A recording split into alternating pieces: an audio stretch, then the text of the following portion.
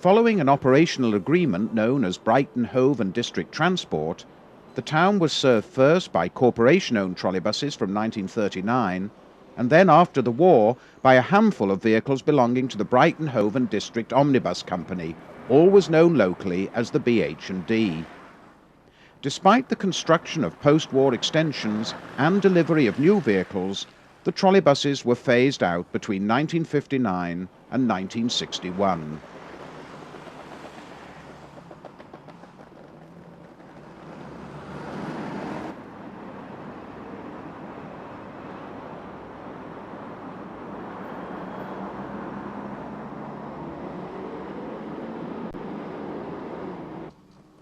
"40 years later, the silent electric buses are still remembered with affection. For just over 20 years, they provided an excellent service, purring sedately up and down the town's many steep hills.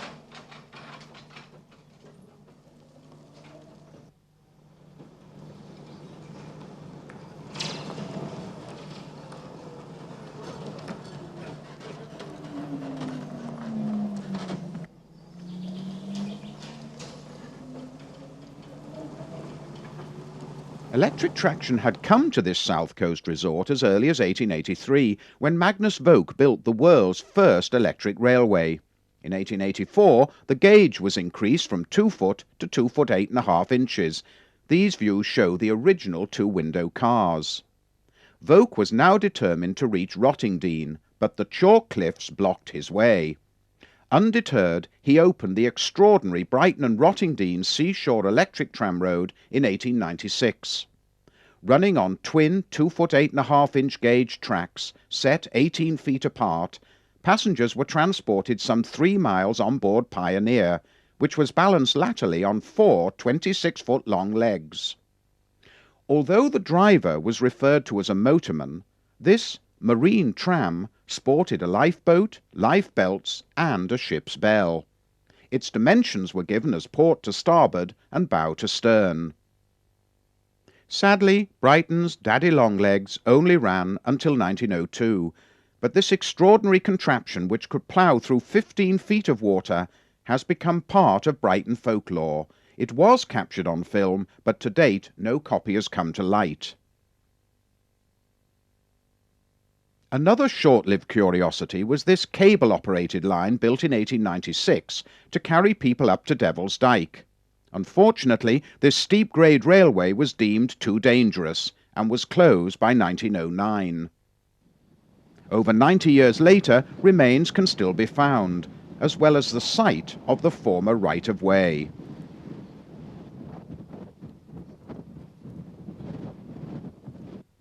Devil's Dyke was also served by the Brighton and Dyke Railway, which wound its way up the Downs. Opened in 1887, this scenic line was closed to all traffic on the 31st of December 1938.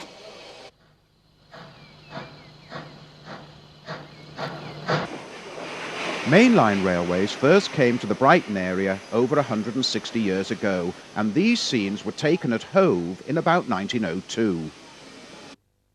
Hove had also been the eastern terminus of the area's first tram route. Opened in 1884, it ran along the coast to Shoreham.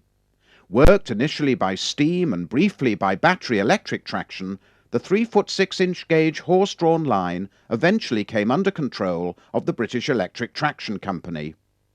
Faced with increasing bus competition, the line endured something of a checkered history before closing in June 1913, a time of intense local interest in trackless trolleys. The lines in white were promoted by the principal bus operator in the area, the Brighton Hove and Preston Omnibus Company. those in red by Brighton Corporation and those in blue by Hove Corporation. Even though all three obtained various powers, local rivalries finally killed off the scheme, whereby Brighton and Hove councils would have operated their own local routes as well as joint east-west services. However, both towns did conduct trials, but using different means of current collection. Brighton opting for the more conventional underrunning method, erected just over a third of a mile along London Road. The trials took place in late December 1913 and early January 1914, using a chain-driven, railless electric traction company double-decker, powered by two 20-horsepower motors. Hove insisted their trials, which started on the 14th of September 1914, should be made using the overrunning siege stall system on a length of wiring from the station to Church Road. The vehicle had a siege stall chassis with a 38-seater Dodson body. Unimpressed with Hove's siege stall system, Brighton demanded arbitration. When war broke out, the trackless spark was extinguished, only briefly flickering into life again during the 20s. Electric street traction had first arrived in November 1901 with opening of Brighton Corporation Tramways. By 1904, the 3-foot 6-gauge system had reached its maximum extent of just under 9.5 route miles. Eventually, identifying route letters were used. From 1905 to 38, the manager of this efficient, steeply graded tramway was William Marsh. From 1908 onwards, all rebuilding was undertaken at Lewis Road Works, which also built brand new tram bodies until 1937. However, only four-wheel open toppers were ever used. The fleet fell into 6 basic categories. Type A covered all the early trams delivered from outside manufacturers. B referred to the 50 or so trams built or rebuilt at Lewis Road between 1908 and 1926. These had direct instead of reverse stairs, were mounted on Brill 21E trucks, and powered by two 40-horsepower motors. Some of these unvestibuled trams would survive to the end. 8 Type C cars were built at Lewis Road between 1926 and 1928. Improvements included octagonal ends, extended platforms, and vestibules. Next came 4 wider Type Ds, built between 1928 and 31.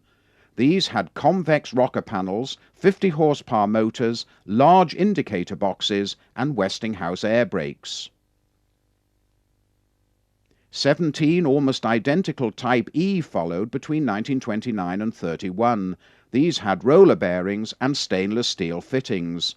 These remarkable colour slides were taken as early as 1939. Then came the 30 or so Type F cars. Built between 1932 and 7, they represented Brighton's final design, sporting 180-degree stairs, luxurious lower-deck seating, and chrome instead of brass fittings. These next sequences were filmed between 1936 and 1938. 2 unvestibuled B-types trundled towards Aquarium, the second one displaying a crown on the dash, probably for the coronation of George VI.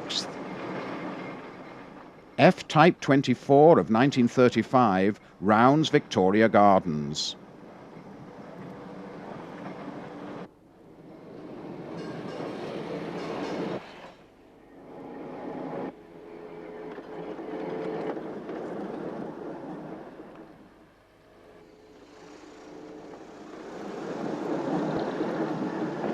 Climbing up towards the station, passing an inbound B-type. This was the end of the line for one of the world's most famous named trains, the legendary Brighton Bell.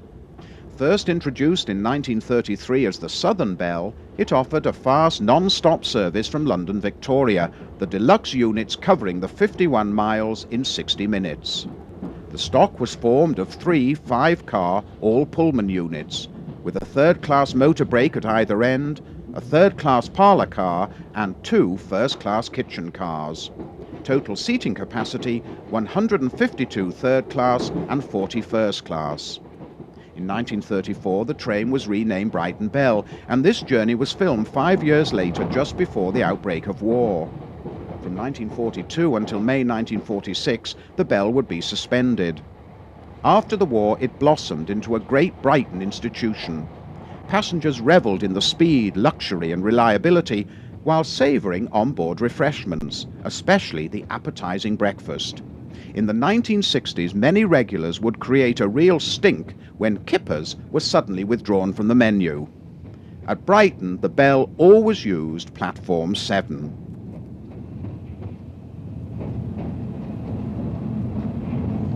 Brighton attracted not only wealthy commuters, but it was a magnet for holidaymakers and day trippers. In the interwar years, thousands would pour into the resort by train, car and charabanc. After all, this was the town with everything: beaches, amusement arcades, 2 piers, cliffs, a marine parade, fine hotels, as well as hundreds of boarding houses, where, if so inclined, Mr. and Mrs. Smith could easily find anonymity. The background to the local bus scene is extremely complex. Suffice to say, in 1915-16, the Brighton, Hove and Preston Omnibus Company transferred its country routes to Southdown Motor Services prior to selling its remaining operations to Thomas Tilling, who then launched its subsidiary, the Brighton, Hove and District Omnibus Company, in 1935. Despite opposition from bus operators, the corporation, wishing to introduce trolleybuses, erected a length of demonstration wiring around the level. 2 vehicles were used, a Portsmouth trolley in November 1939, followed by London Transport AEC 691T number 61. This big 6-wheeler, the only 3-axle trolleybus to ever run in the town, seemed to do the trick, for in a poll held in January 1936, local citizens backed the council's trolleybus proposals. These sequences, filmed in 1936-7, show BH&D as well as Southdown buses. Here a company-owned Tilling-bodied Dennis Lance passes the clock tower. Approaching West Pier, 2 Southdown Leyland TD1s.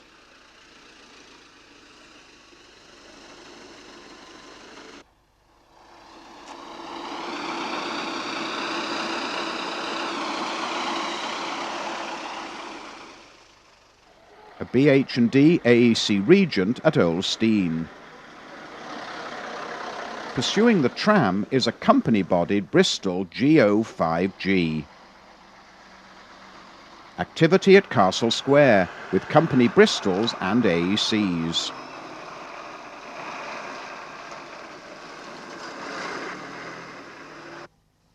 Two AEC Regents on King's Road, approaching the junction with West Street.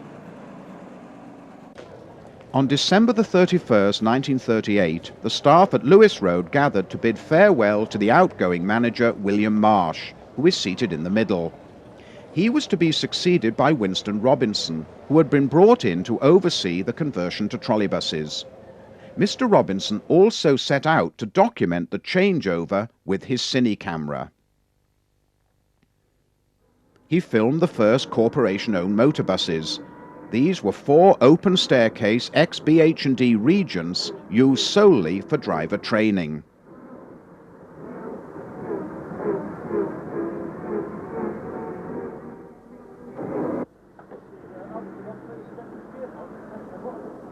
He also followed construction of the new trolleybuses. For example, these test scenes were taken at Crompton Limited. 44 661T chassis have been ordered from AEC, and these have been fitted with Crompton 80 horsepower motors and electrical equipment from the local Brighton firm Allen West. At the wheel is George Robb, Brighton Corporation's rolling stock engineer.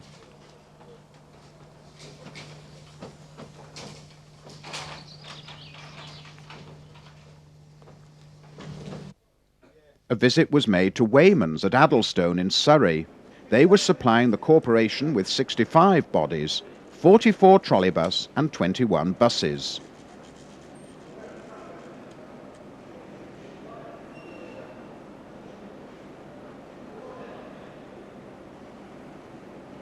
These AEC regions became firm favourites, offering a particularly smooth and lively ride owing to their 8.8-litre pot-cavity engines and pre-selected gearboxes. The first 10, which had all metal bodies, would survive into the 1960s, whilst the remaining composite body group would all be withdrawn in 1952.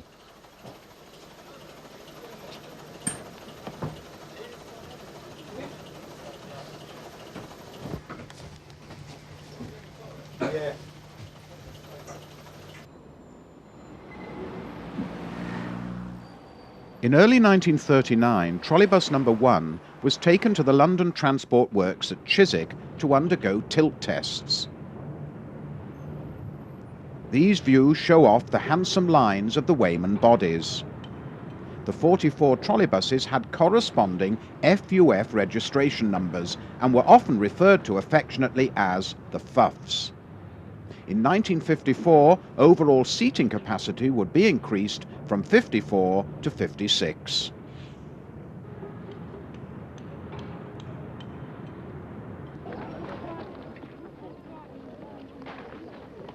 On the 30th of March 1939, the first of the new trolleybuses arrived at Lewis Road, ready for testing over the newly erected overhead.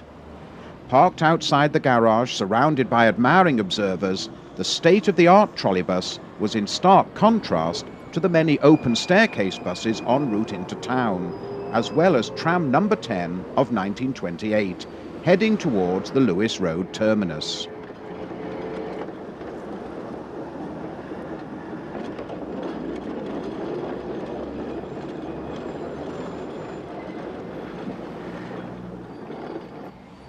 On April 1, 1939, just before inauguration of the first trolleybus route, an operating agreement entitled Brighton Hove and District Transport was reached between the corporation and the BH&D, whereby both would pool their revenue.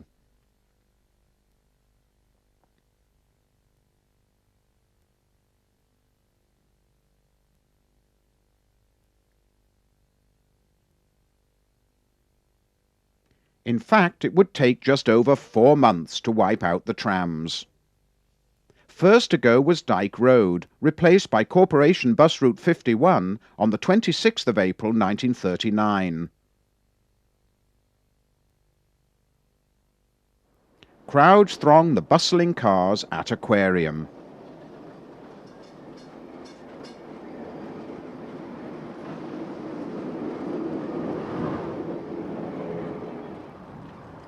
Dyke Road terminus.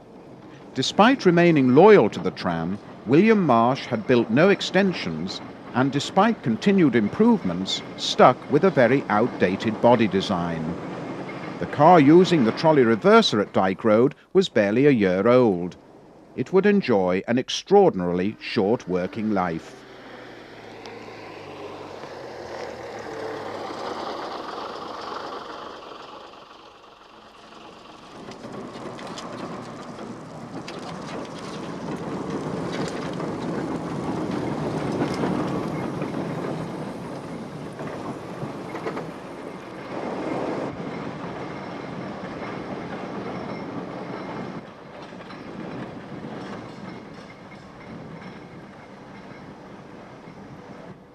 Wending its way back to town, number 21 was just 3 years old.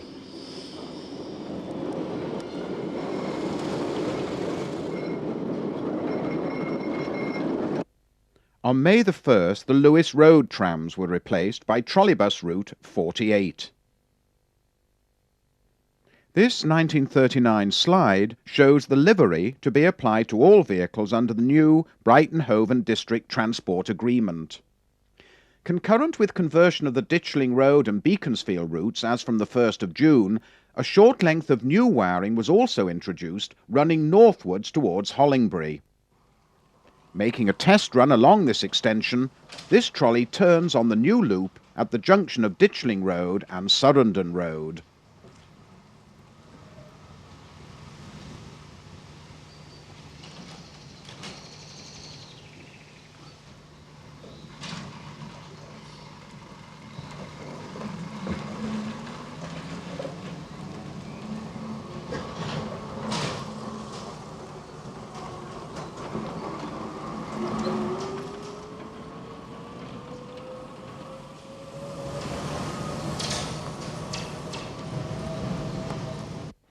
Thursday, June the 1st, also witnessed the official inauguration of the network.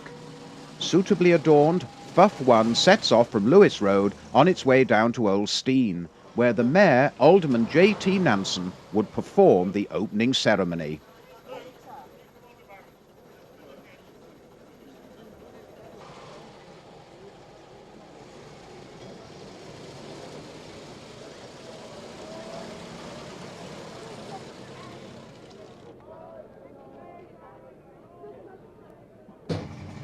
Ironically, this same vehicle would be involved in the abandonment ceremony just 22 years later.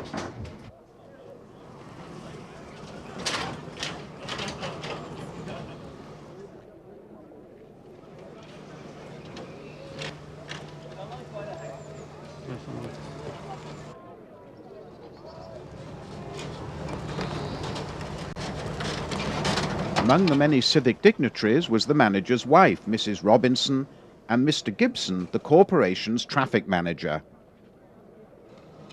The new trolleybuses had evoked considerable feelings of civic pride.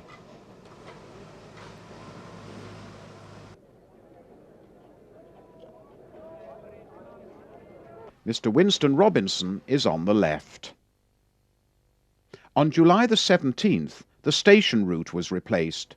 Interestingly, this short line was reopened twice during August to ferry punters to and from the racecourse. The last occasion coincided with the final day of operation, the 31st of August. As a result, the trams bowed out in some style. 78 was a Type E car of 1931.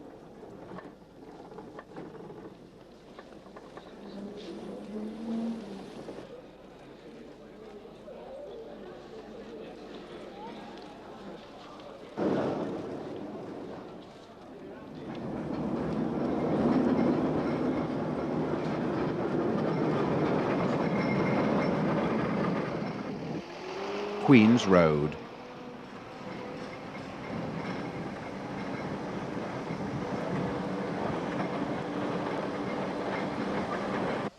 Car 50 ascends North Road. This street is still very recognisable today.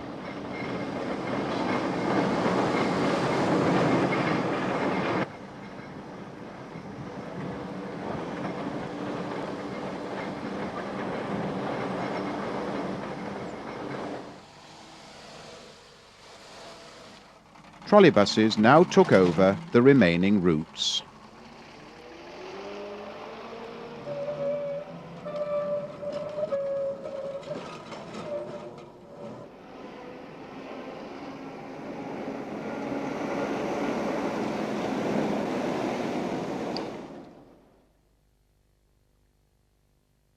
The very last car, number 41, reached the depot about 2 a.m. on the 1st of September. As no existing tramway operators wanted old-fashioned, narrow-gauge four-wheelers, most of the open toppers went to a fiery grave. However, for the princely sum of £5, a few of the virtually new bodies were sold off for use as garden sheds or chicken coops. Fortunately, the very last car to be built at Lewis Road still survives. One day, it is to be hoped sufficient funds will be raised to see 53 restored to its former glory. Among those surrounding the funeral pyre were Mr. Budd from the Permanent Way Department, Mr. Robb, the rolling stock engineer, Mr. Rolfe, and Mr. Brown, the Deputy General Manager.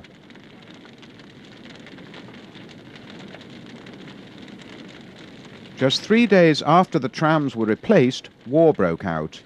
As Brighton was reputed to be one of Hitler's proposed invasion points, it became a restricted area, resulting in an immediate drop in visitors.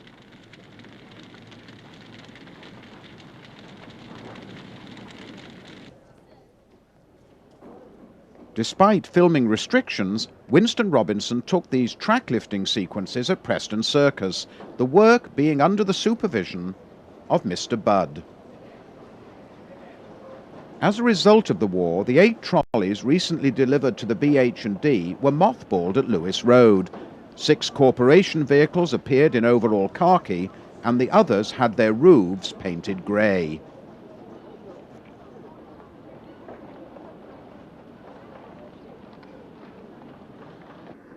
In 1940, the Volks Railway was acquired by the corporation. Here the deeds of ownership are handed to Winston Robinson and Councillor Sims. With virtually no seasonal visitors, service was suspended and the rolling stock placed in store at Lewis Road.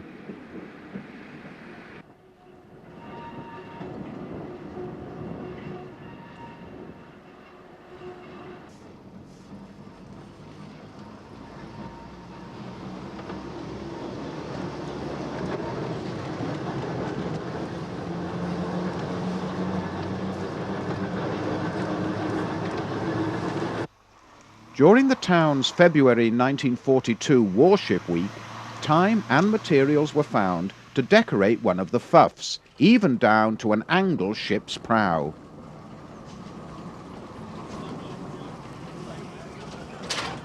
This was the time when the last trolleybuses left town at 9:30 p.m.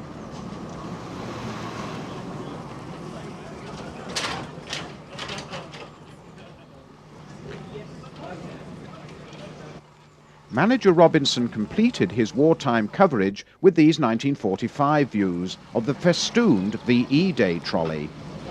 Online and the Brighton 52 Preservation Fund would like to thank Mr. Robinson's family for giving their permission to include these truly remarkable sequences.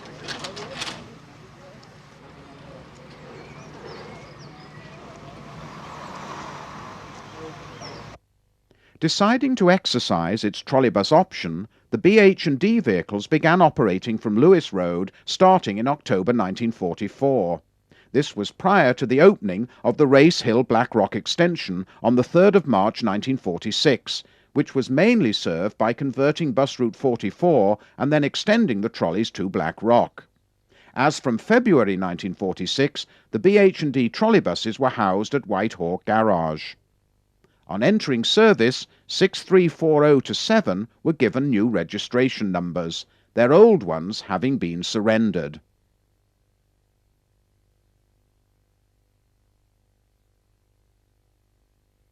They were joined by numbers 6391-3 in 1948. These Wayman-bodied 56-seater BUT 9611Ts had 5 lower saloon windows and 120 horsepower motors. The final corporation trolleys also arrived in 1948. 10 BUT chassis had been ordered, only 8 were delivered, and only 6 bodied immediately.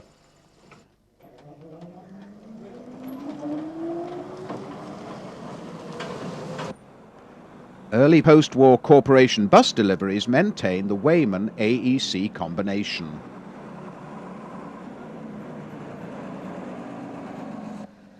This is a BH&D AEC Regent. Slowly, the country was returning to normal, and Brighton was no exception. Great excitement therefore surrounded the reopening on the 15th of May 1948 of the Volks Railway. Under the supervision of Mr. Budd, the Volks have been relaid, using heavier section for both the running and the current rails. Most of the vintage stock have been dusted down, repaired, and brought back from Lewis Road to the sheds at Paston Place. On the platform were Alderman Nansen, Councillor Rostons, and Winston Robinson, the film sequences being taken by his daughter, Barbara.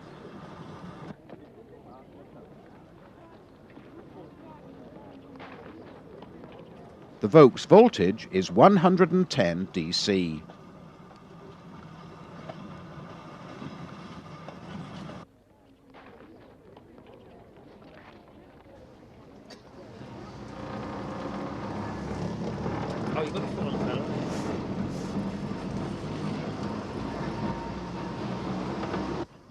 Arriving at Black Rock.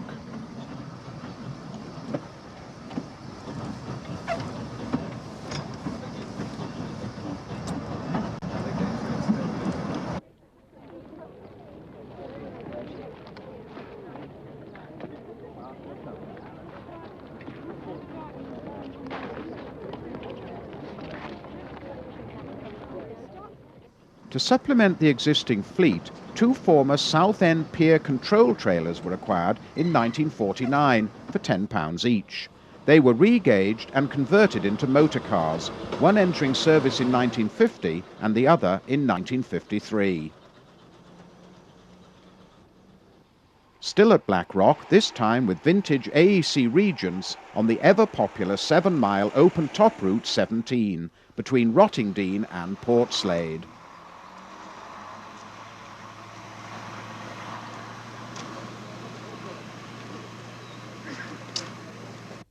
During 1948-9, the Ditchling Road wiring was extended northwards in 2 stages, finally reaching Hollingbury by way of Carden Hill on the 23rd of March 1949.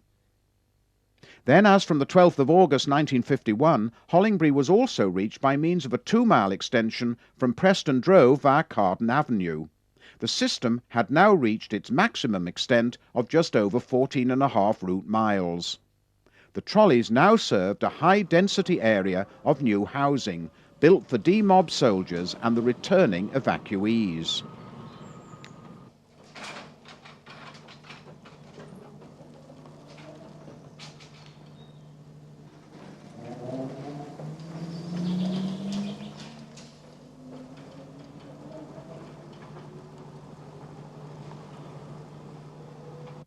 Although numbers 51 and 52 were fitted with their 5-bay Wayman bodies in 1951, they did not enter service until February 1953.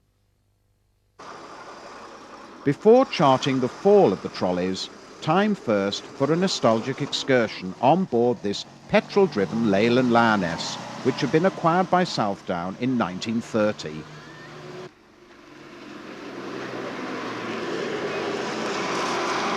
Scaling the heights at Devil's Dyke. It had a 20-seater Harrington body.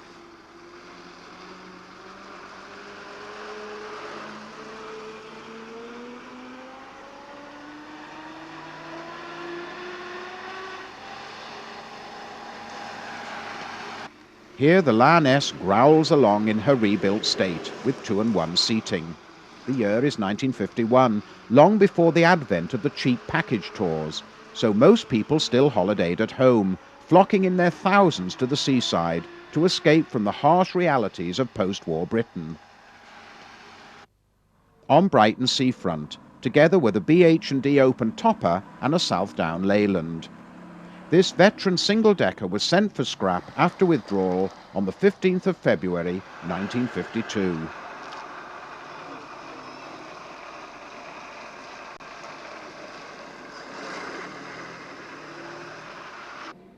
Chief Inspector Ginger Maguire was on hand in Surrey Street on the 17th of April 1955 to supervise an organised tour on board FUF 43. Participants edge here past the station to go down Queen's Road.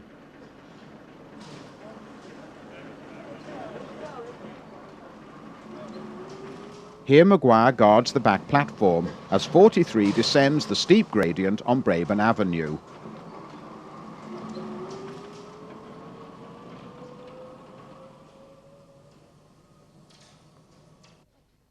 One of the BH&D 1948 BUTs shares the unidirectional loop at Black Rock. The wiring to barracks stretch into the distance as 43 passes through the portals of Lewis Road.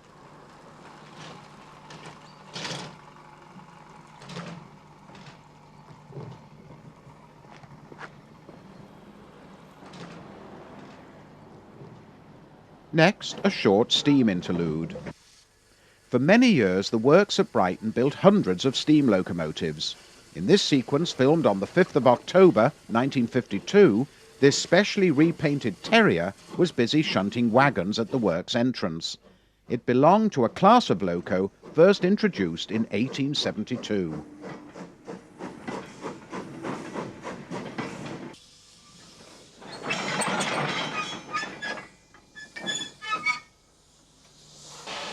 On the 23rd of June 1956, Remembrance Class 460 Stevenson hauled a special enthusiast train to Brighton. This loco formed part of a small group of N15Xs, rebuilt from former 464 tanks in the mid-30s. These slightly damaged sequences show the tour covering the goods-only Kemp Town branch, behind the Works Terrier, now renumbered in the service fleet.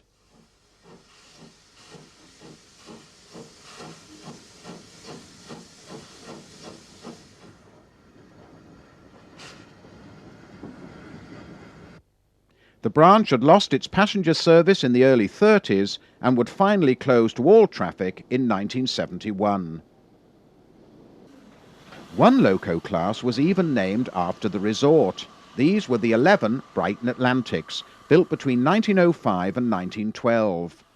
On the 13th of April 1958, 442 Beachy Head hauled a farewell RCTS tour, the Sussex Coast Limited. Included in the itinerary was a visit to Brighton Works and Loco Shed.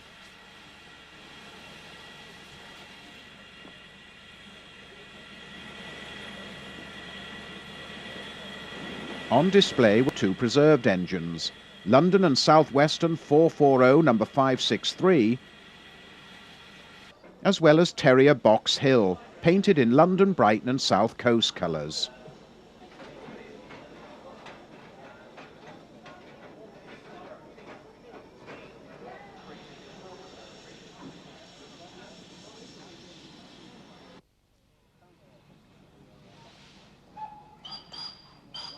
In action was one of the last ever locos built at Brighton in 1954, standard 264 tank 80151. Waiting to haul the train back to London was one of the magnificent King Arthur class 460s.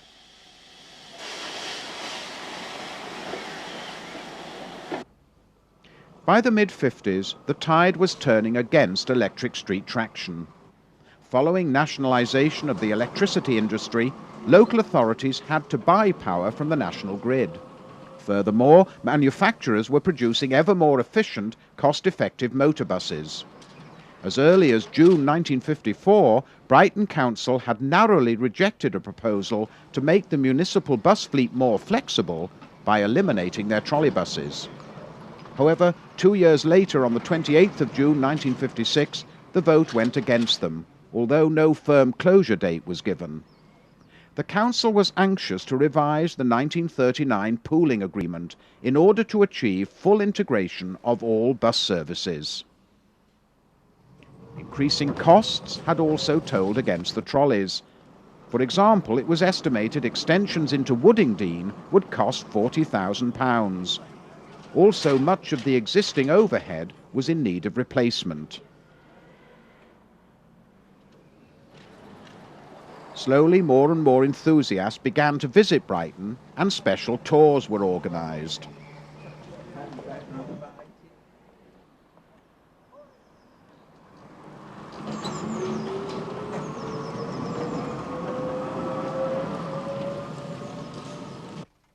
Here, Corporation Fuff 1 is seen emerging from the BH&D White Hawk garage. The trolley was on a tour organised in February 1959 to mark the passing of roughly half of the Brighton system.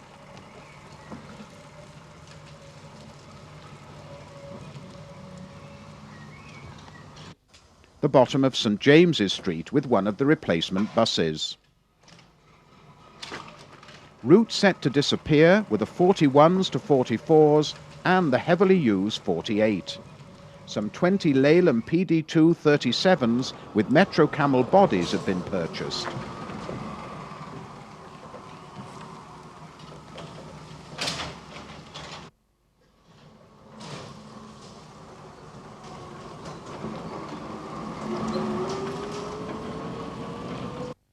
The abandonments of the 24th of March 1959 mainly involved the eastern part of town and eliminated all BH&D operation, with the trolleybuses set to disappear from the station, Seven Dials, Elm Grove, Race Hill and Black Rock. However, the wiring was retained along Union Road and Lewis Road for access to the garage. Before the first swathe of abandonments, the roads leading to and from the main terminus at Aquarium Old Stein throbbed with trolleybus action. Here an inbound 41 turns from North Road onto Grand Parade. The anti-clockwise, jointly operated circulars 41 and 42 then turned into St James's Street, but all other routes headed for the three-wiring layout at Old Stein.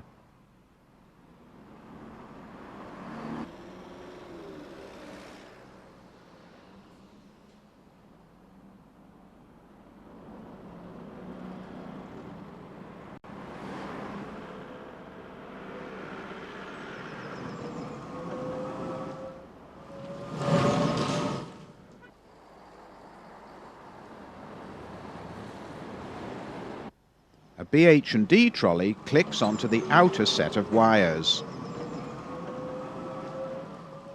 A view of the rigid crossover on the approach to the terminal loop. At Aquarium, the 26s use the innermost wires, the 46 the middle, and all the other routes, including the jointly operated services, the newer outer set added in the early 50s. In this sequence, note the stop sign showing the route served from that particular stand.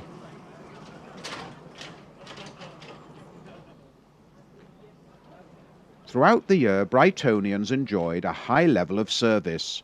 For example, the busy 48s left Aquarium 7 days a week on a 5-minute headway.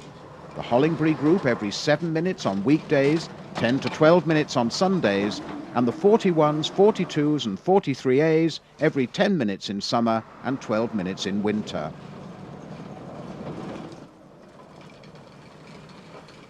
There now follows a captivating non-stop sequence of buses and trolleybuses at Aquarium.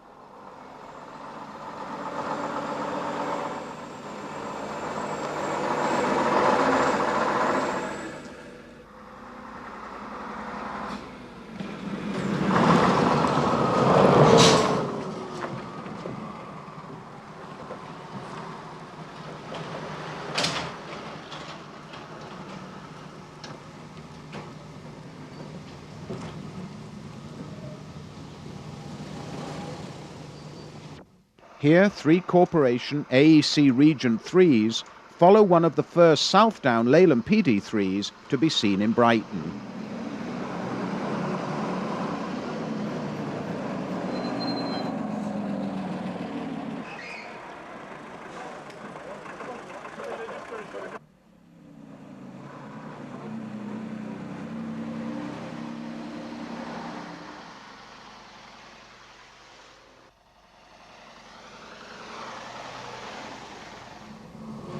Corporation trolley turns north past Castle Square, pursued by a royal blue coach.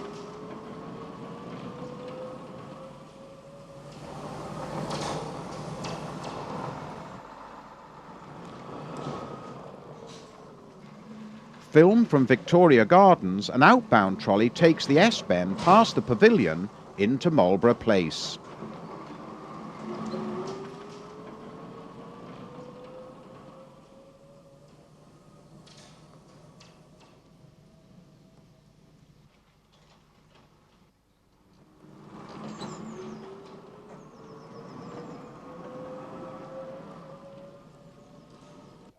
Following the Stage 1 closures, all the wiring in the vicinity of St Peter's Church would survive.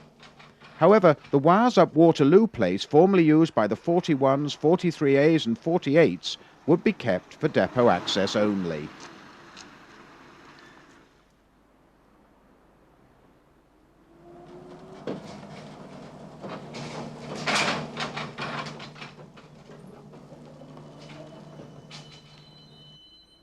Now a look at the wiring to close. The station was served by the jointly operated 42.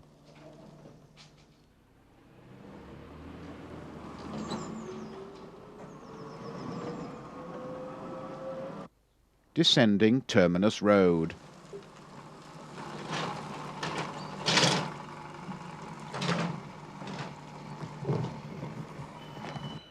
A BH&D BUT on the roundabout at 7 Dials, western terminus of the crosstown 44.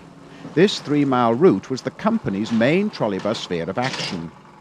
As the 42s and 44s headed eastwards for some 1.5 miles, they crossed all the north-south routes. At Preston Circus, they encountered the 46s on busy London Road as they made their way into Viaduct Road. For bus enthusiasts, the 50s were a golden decade for the BH&D's fleet of Bristol Ks. This was the layout at Open Market, the north-south wires being used by the 26s. The curves in and out of Union Road would remain in situ for depot workings until June 1961. At the eastern end of Viaduct Road, the crosstown routes briefly turned south onto Ditchling Road before swinging east along Union Road.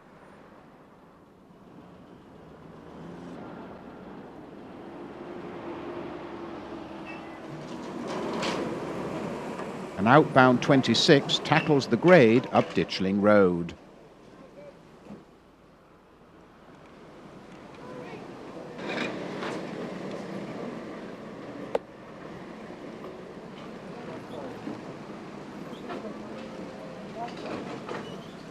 Plenty of action at Open Market, with some more views of the ubiquitous Bristol Ks.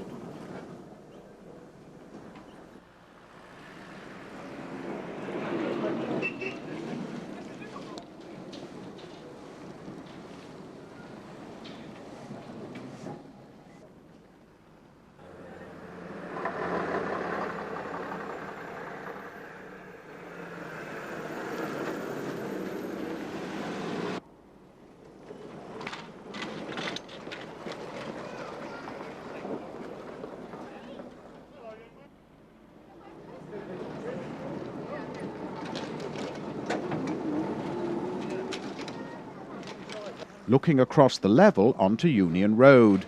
It was near here that the Portsmouth and London transport trolleys had operated in the mid-30s.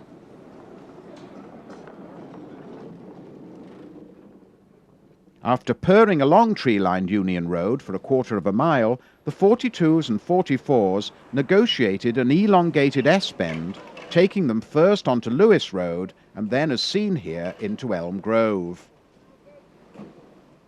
Except for the Elm Grove wiring, all the rest would remain to the end, but for depot access only.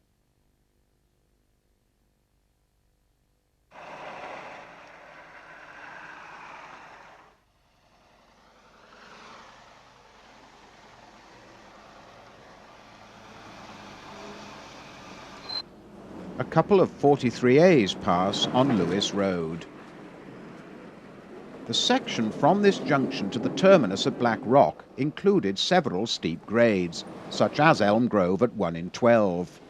With the pedal pressed to the floor, the 120 horsepower BUTs simply scorched up the hills, often draining power from the overhead, and this could cause problems for the lower powered AECs.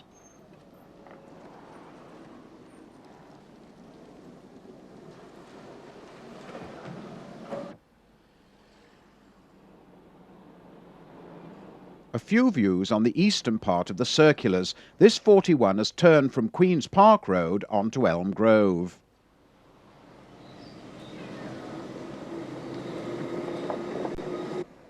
Here an inbound 42 weaves round the bends at Egremont Place, heading for Old Stein.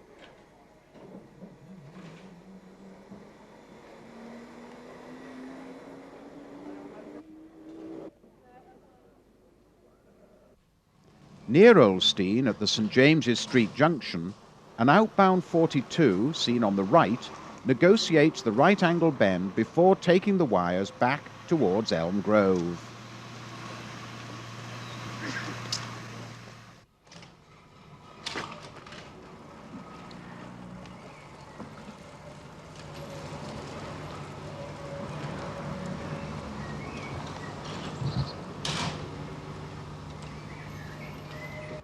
Race Hill, terminus of Route 43A. From here, the 44s continued along the 1946 extension down to White Hawk.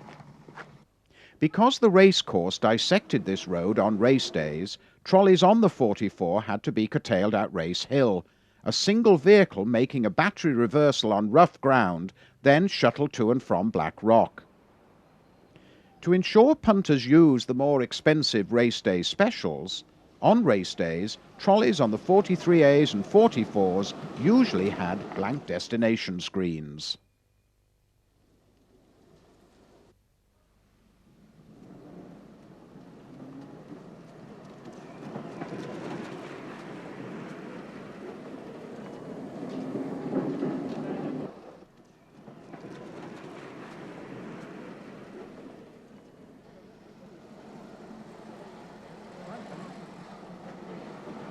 This slightly damaged film shows the twisting S-bends leading from Manor Hill onto White Hawk Road.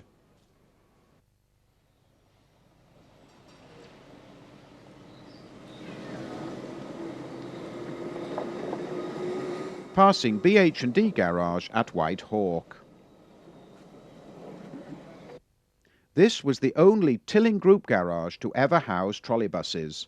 The internal loop plus the entrance and exit wiring was owned and maintained by B&D, all associated frogs being hand-operated.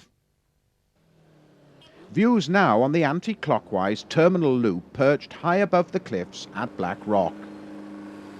This was the nearest point to the sea reached by the trolleybuses. 5 vehicles were needed to maintain the 10-minute headway on the 44.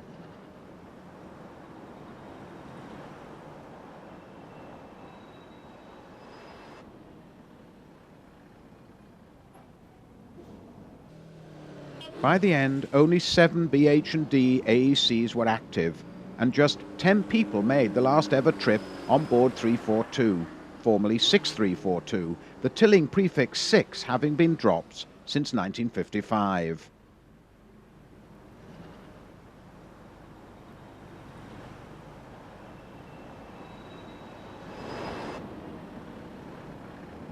The B&D fleet did not, of course, have the corporation coat of arms under the joint fleet name.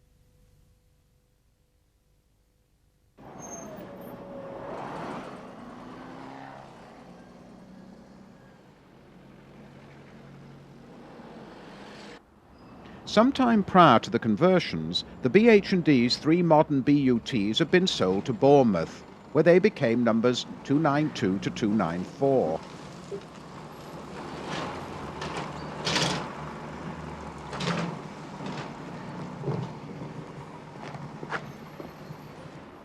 Four corporation BUTs, also dispatched to Bournemouth, took the numbers 288 to 291. Ideally suited for Bournemouth's hilly routes, the 7 Brighton Bells gave good service until withdrawn in 1965.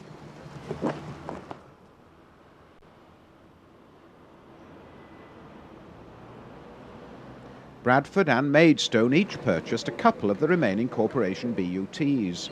At Maidstone, the Brighton pair joined some Hastings cast-offs in order to supplement the existing fleet. Sadly, this small system bowed to the inevitable in 1967, but one of the vehicles was preserved.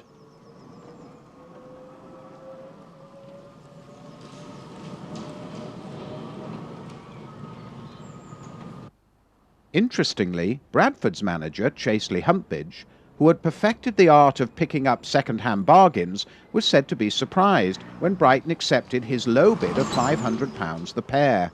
Furthermore, he had not really wanted 7'6" wide vehicles unsuitable for rebodying.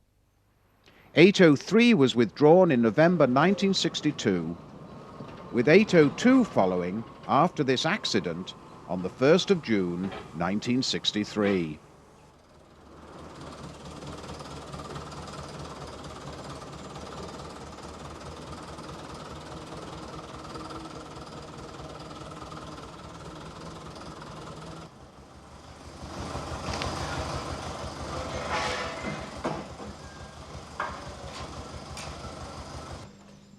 The Stage 1 conversion released 18 corporation AECs like FUF 16 and all but one of the B&Ds for scrap. Fuff 37 survived at Staplefield as a playbus from 1960 to 1968 on condition it was painted green to blend in with the surrounding countryside. The remaining 26 AECs were required for the Hollingbury routes. As these still operated to frequent schedules, to the casual visitor there seemed just as many trolleys as ever.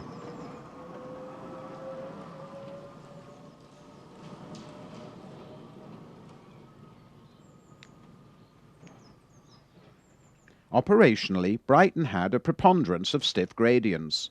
As a result, all its trolleys had full regenerative brakes on the power pedal, also rheostatic brake on the brake pedal, air brake on the brake pedal, coasting brake on the master controller, as well as an automatic run-back brake. This ensured that a considerable amount of regenerative braking was available for going downhill. The regenerative braking system was not only safe, but it also meant power could be returned to the overhead, as the motor was in effect temporarily converted into a dynamo. This extra current helped drive other vehicles, reducing the load at the power station. In many respects, trolleybuses fulfilled many of today's so-called green issues.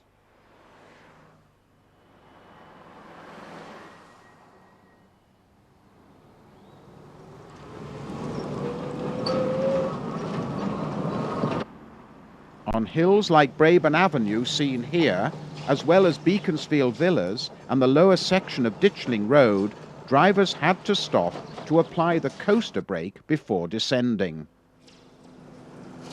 Another instruction limited drivers to 5 miles an hour when passing under overhead crossings, frogs and switches.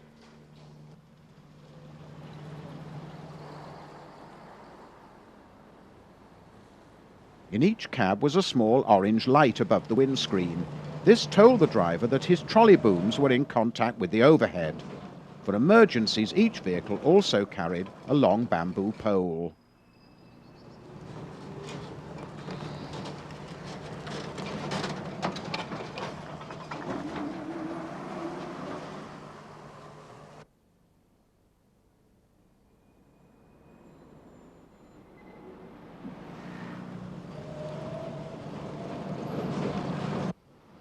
Despite the rundown of the trolleys, the Volk's railway was still going strong. The terminal building at Aquarium was believed to have been the former Victoria Gardens tram shelter. These views, taken variously during the late 1950s, show how the railway differs from today.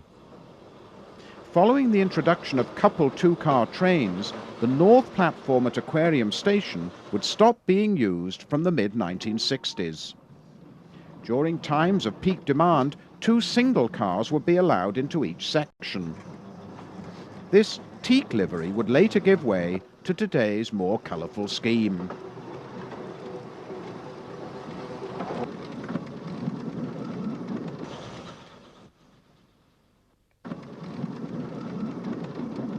Action at the West Loop, situated midway between Aquarium and Children's Playground Station. The total distance from end to end is just over a mile.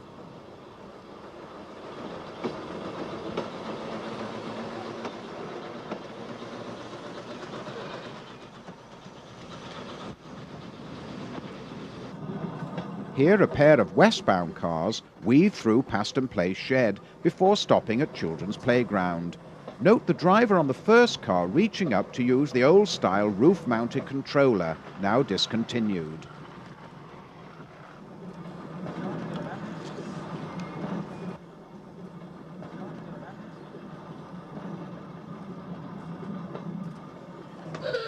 This station canopy was removed during the 1980s, and for some time the stop was renamed Peter Pan's Playground.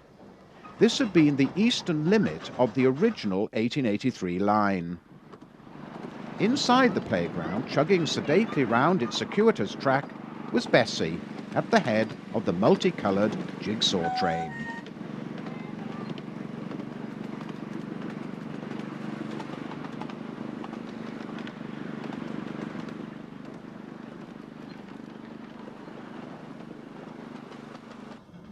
further views of the old playground station with the Madeira lift in the background.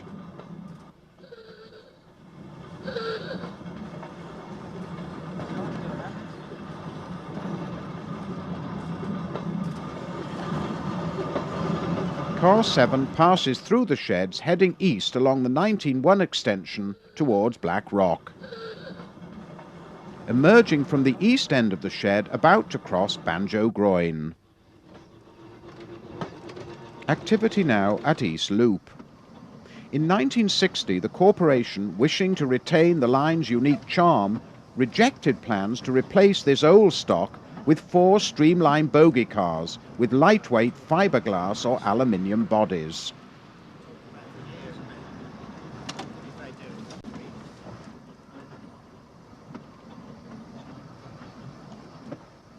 Approaching the old Black Rock terminus before the line was cut back to accommodate construction of the marina.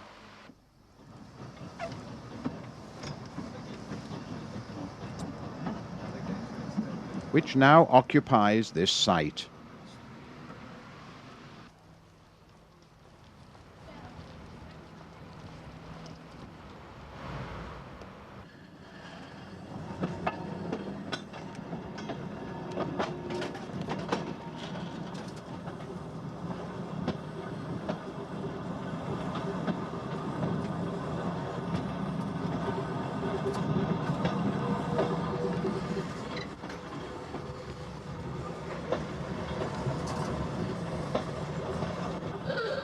Crossing Banjo Groyne and entering the running sheds with ex-Southend number 9 on the north siding.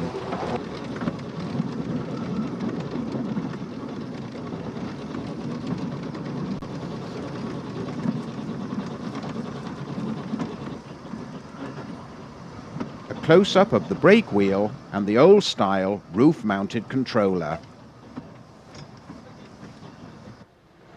A driver's view of the approach to Aquarium station as the car pulls into the south platform.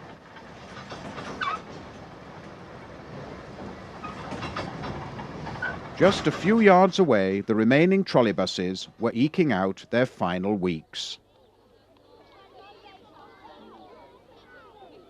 In fact, the closure date, the 30th of June 1961, was only announced about a fortnight before.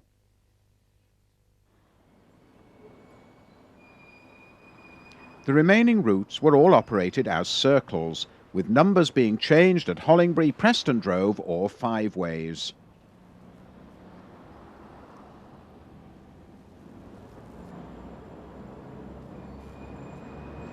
These next detailed sequences were taken during the dying days, shortly after a new working agreement between Southdown and the Brighton concerns led to the formation of Brighton Area Transport Services on the 1st of January 1961.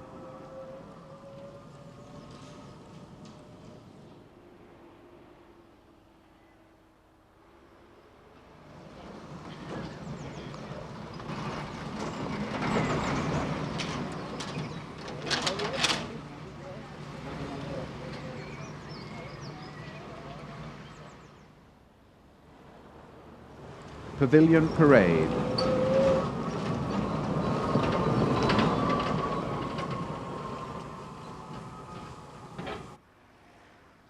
Gloucester Place.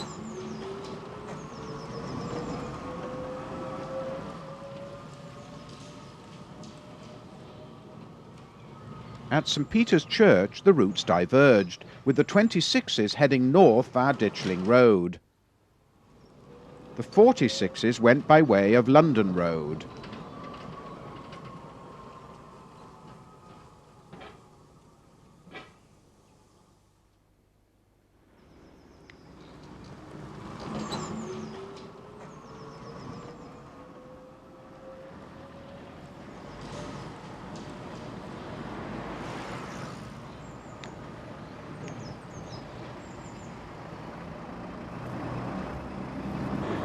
Preston Circus. This section up to Preston Drove had been used by trams until the end of May 1939.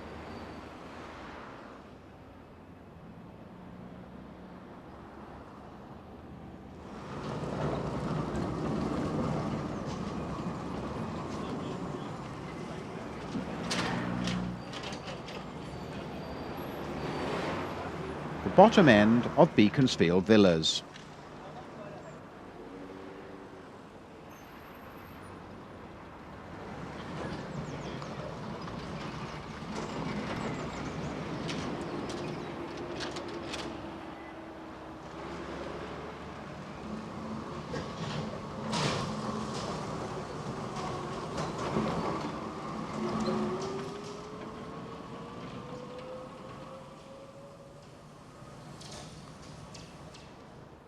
At the junction with Preston Drove, the short-working 46As turned east towards Fiveways.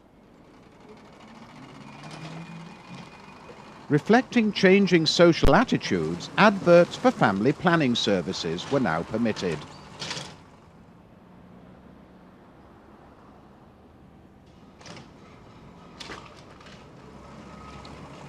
A southbound 46A turns onto Beaconsfield Villas.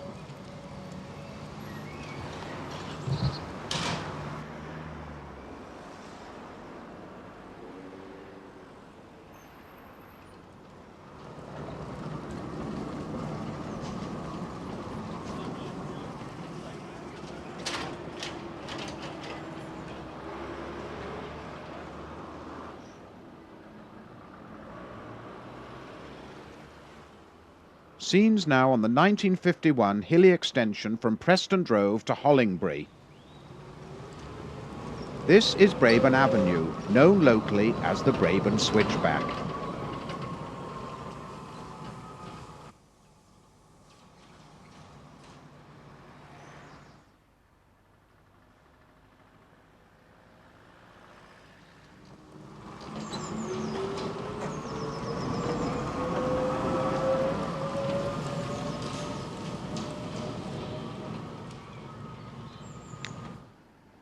Carden Avenue.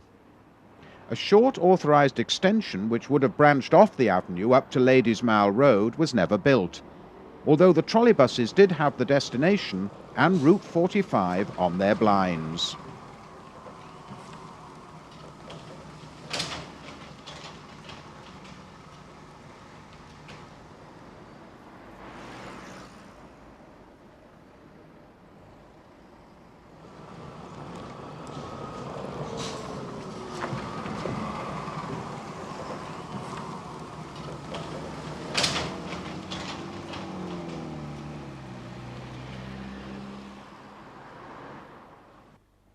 Approaching Hollingbury terminus.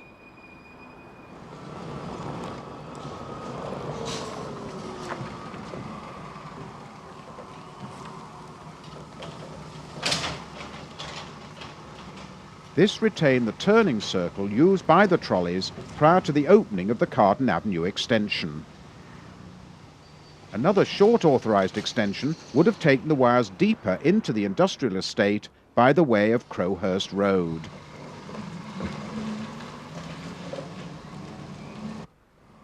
Vehicles working back to town via Beaconsfield Villas showed 46, with those returning via Ditchling Road, 26.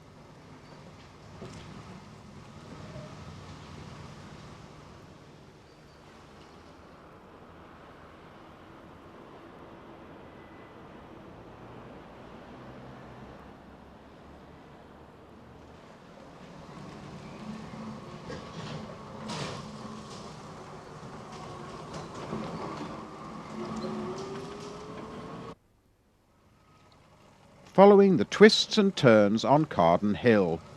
This road had been built after the war.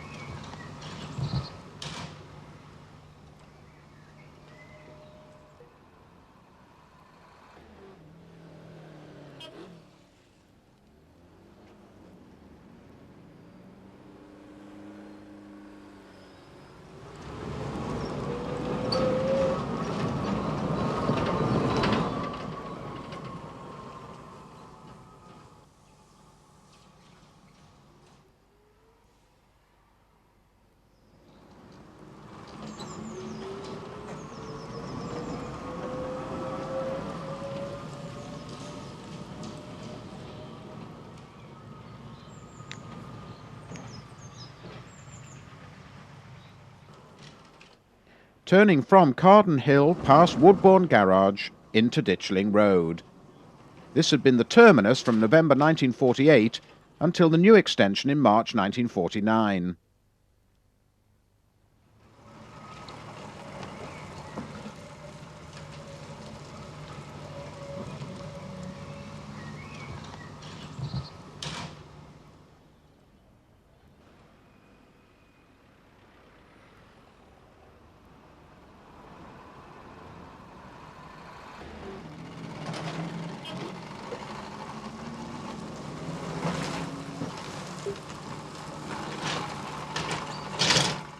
The old tram-style shelter marks the site of the original Hollingbury terminus.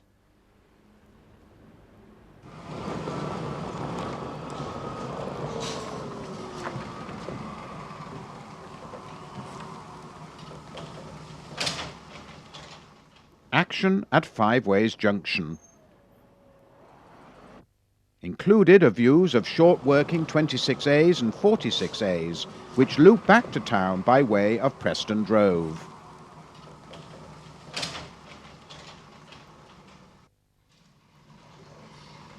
Turning from Preston Drove into Ditchling Road.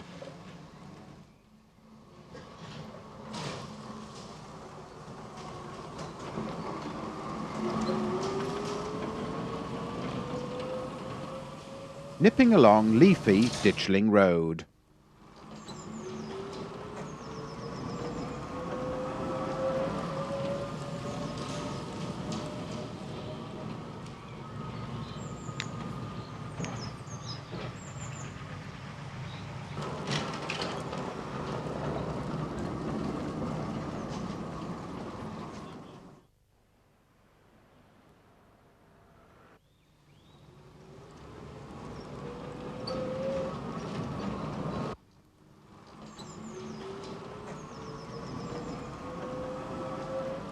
Open Market, one-time junction with the east-west routes 42 and 44.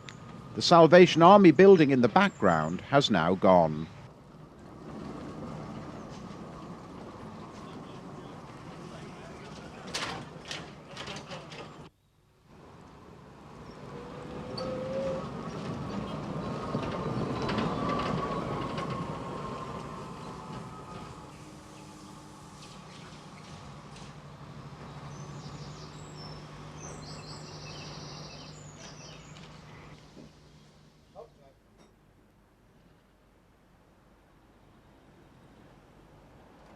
A brief diversion to Lewis Road, with a trolley backing into the garage.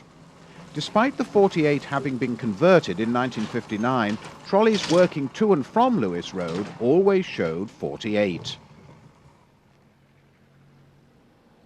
These extras acted as reliefs to the overcrowded motor buses.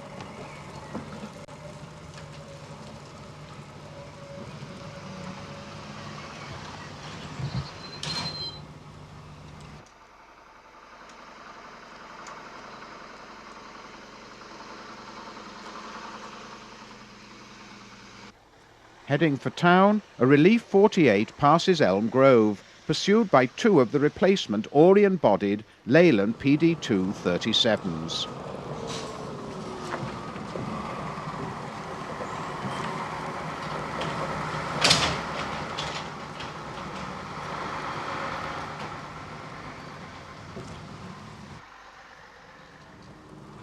Back now on the 26s, with activity at the north end of St. Peter's Church.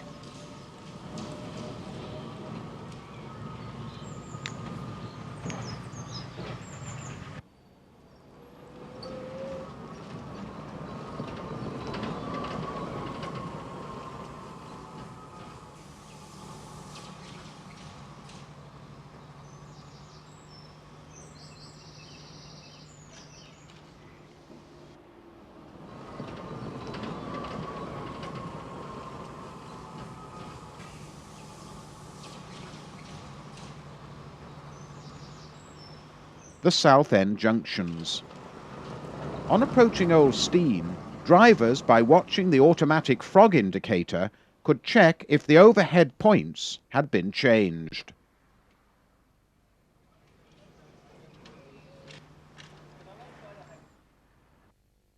Hand-operated frogs were used for all movements in and out of the garage. The short stretch of wiring up to the barracks had been retained purely for test purposes. On the last day, 23 vehicles were still shown as available for service. However, only 12 were actually required. On the 30th of June 1961, everything looked completely normal, except that number 1 was carrying some funereal inscriptions.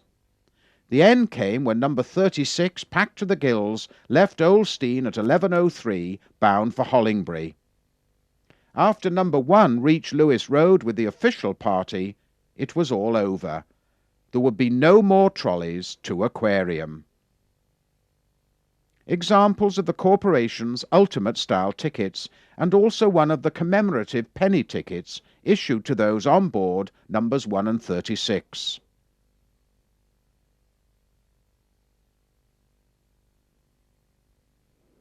All but one of the corporation's AECs ended up in this chalk pit, the site of a scrap merchant, J. Light of Sotherham near Lewis. Here they slowly rotted away. Incredibly, these pre-war vehicles spent more time in this scrapyard than they did in service.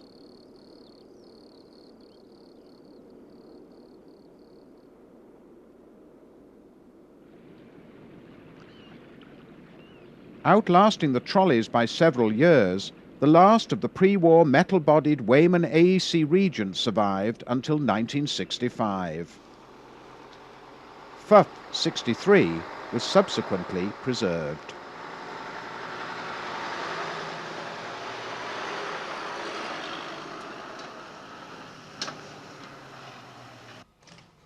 Two Brighton trolleybuses also escaped the scrapman, one corporation and one BH&D. In the spring of 1968, the latter travelled to Teesside to take part in the opening of that system's extension to Eston. Company vehicles had differed from the corporation in having their destination boxes flush with the bodywork and painted as opposed to alhambranal ceilings. Today 340 forms part of the Science Museum collection and is housed near Swindon.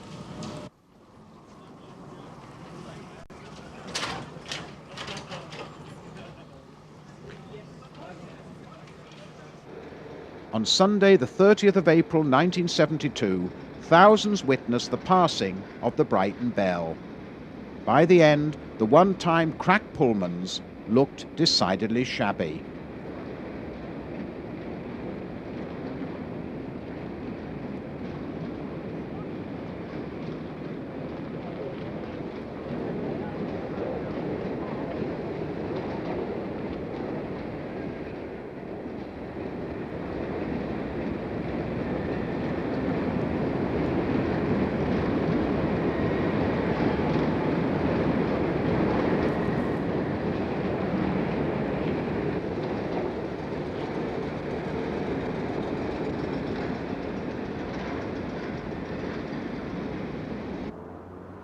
Many local people also regretted the passing of the distinctive red and cream livery carried on Brighton buses.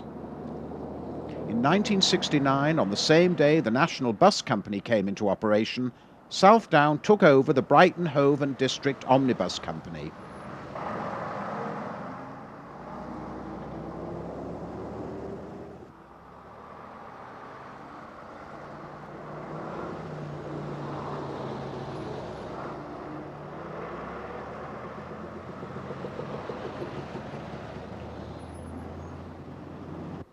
At first, this seemed to alter. For example, the cream-painted open toppers, despite some having new fleet names, maintained a tradition stretching back to 1936.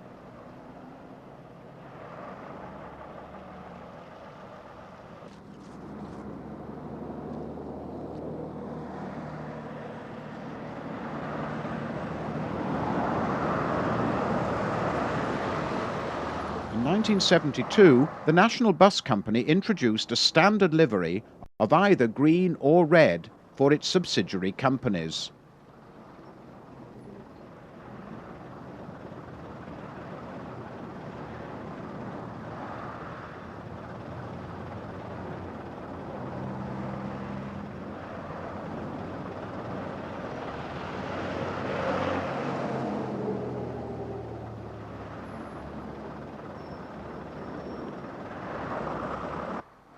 Southdown opted for a dark green with white waistband.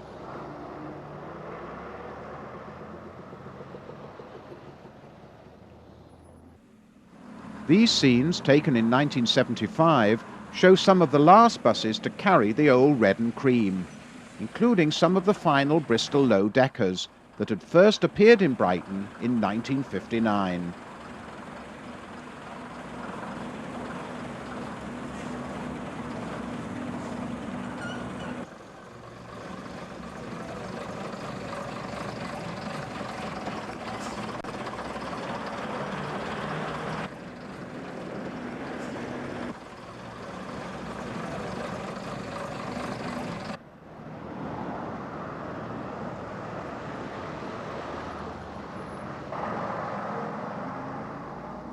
At the rear of this procession, a corporation vehicle in its new livery of blue and white.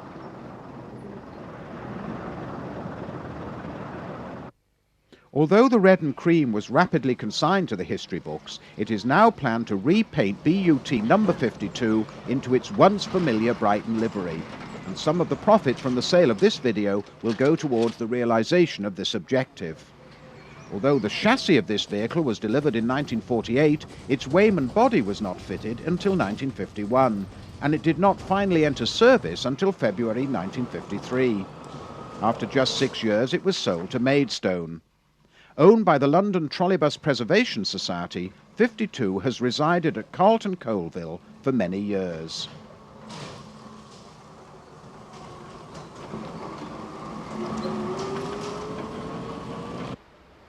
What else remains of Brighton's electric legacy? A few rusting traction poles can still be found. Also a handful of tram shelters. Built to an attractive design, they still possess a certain rustic charm.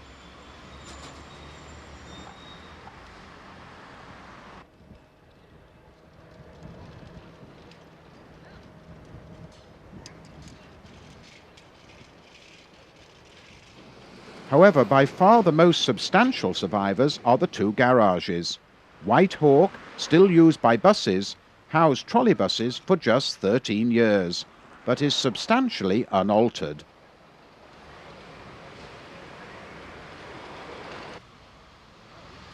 Lewis Road has been home to trams, trolleybuses and buses.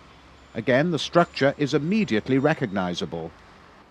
Inside are several telltale signs of its former occupants.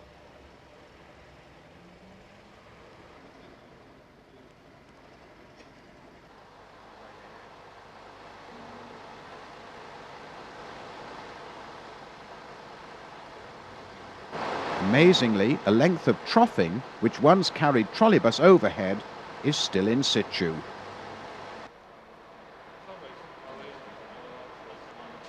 Today the building houses buses operated by Brighton and Hove Bus and Coach Company. The greatest survivor is, of course, the magnificent Volk's Electric Railway.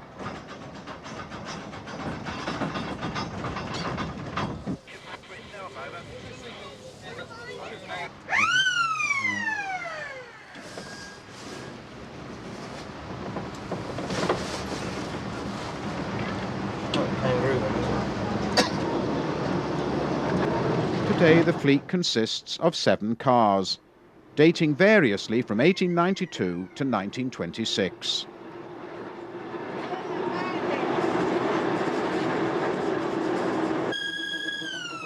Also in stock is one of the former ex-Southend Pier former control trailers, the other having gone back to Southend in 1999.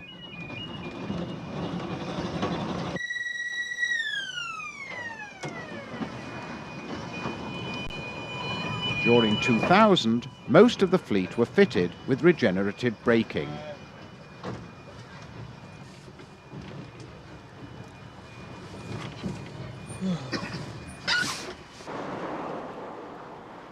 Riding on the world's oldest electric railway offers a relaxing trip back in time.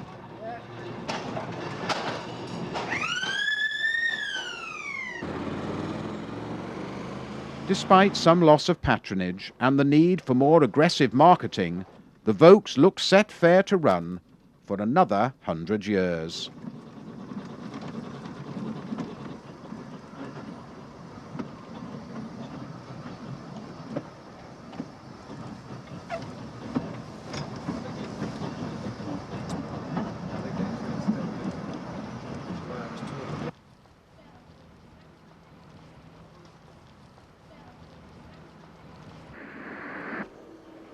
This tape is dedicated to the memory of inventor Magnus Volk, to William Marsh, and to Winston Robinson, all of whom gave so much to the people of Brighton.